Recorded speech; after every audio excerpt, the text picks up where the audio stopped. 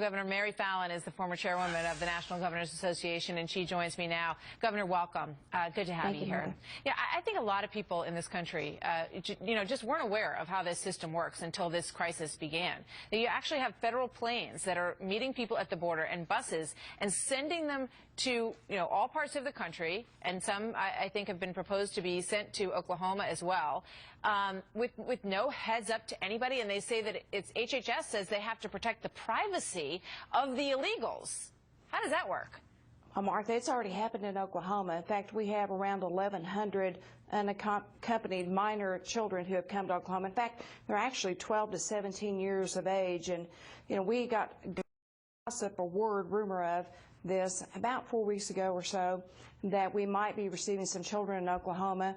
But it wasn't until a Tuesday, a couple days later, that we had a national phone call that said that we would be receiving some of these children. By Wednesday they were there, and by Friday, within a couple of days, I went down to Fort Sill to see what was going to happen in our state.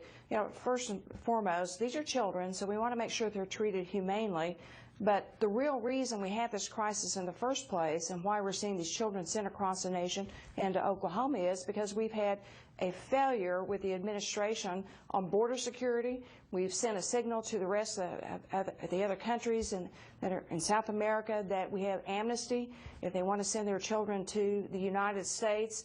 And, of course, we're not securing our border.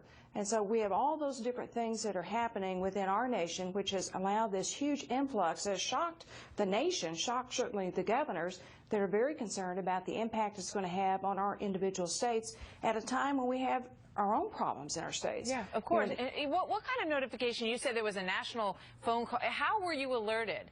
Governor, this is who calling, saying, by the way, we're about to send busloads of people into your state.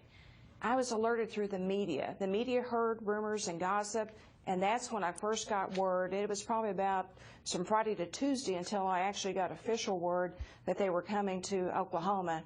And it was quite a shock to us because, it's a military installation that we're taking these children to. It's a community.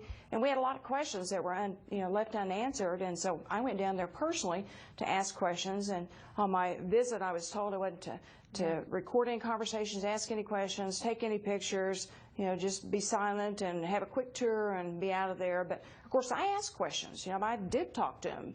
I did want to see what was going on. What did you find out? Because I had to reassure my people. Well, I found out that first there was an outside organization that had been contracted by the federal government that had set up what they wanted me to see. I mean, I don't know what's behind the doors or behind the scenes, but what I saw was nice cots and sheets and blankets and a room with lots of different beds, boys and girls separated, activities for the kids, a health care clinic for initial screening of the health of the children itself. I saw caseworkers talking to the children calling home, or talking to their sponsor here in the United States, and those are the things I saw. But since that time, the population has doubled in Oklahoma, and we've told that about half of them have been released to sponsors. And my questions as a mother, who are the sponsors? Is it a family member? Is it a relative? Is it someone that paid to have this child brought to the United States? Are they being trafficked here? How are they protected as they're coming from those different countries through Mexico and up to the United States? Lots of reports of sexual abuse, and probably we're hearing that there may be a lot of these young girls as young as 10 years old that may be pregnant now because of the abuse they received along the way. It's just a very disturbing situation. And, the president needs to act. And we sent a terrible signal that the United States was open for these migrant children to come to the United States back when the president had his executive order in 2012 with the DREAM Act. So we've got to send a strong signal. Don't send your children here. It's dangerous. And to get control of it. Yeah. It must be a strange situation to be the governor of a state and be brought into a facility in your own state and be sort of ushered through that and shown, you say, only what they want you to see. I mean, that seems really odd, doesn't it? Well, it is, because I'm responsible for the state of Oklahoma. And in fact, when I was told I could have a tour, and I wanted to go, and I took my Health and Human Services Secretary of Health, basically, because I was concerned about the health of the children. Yeah. What are they bringing into Oklahoma, into facilities around our military installations, into our communities, and the workers that are there. But, we were told not to ask any questions or take any pictures. So I asked my legal counsel, I said, look, I'm the commander-in-chief of our National Guard, certainly of the governor of Oklahoma. Can I ask questions? And he said, you can, and whatever they do to you, they do to you.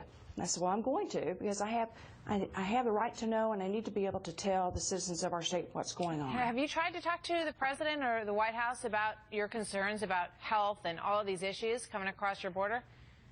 Absolutely. We did have our National Governors Association meeting, which I just finished my chairmanship of, and we were very glad to be able to have a conversation with our new Secretary of Health and Human Services, Sylvia Burwell. Right. She's been put into a very difficult situation. She's been on the job about 6 weeks and has had to assume responsibility for this, but we had a pretty blunt conversation with her just about the governor's concerns about our state, the education system, the health.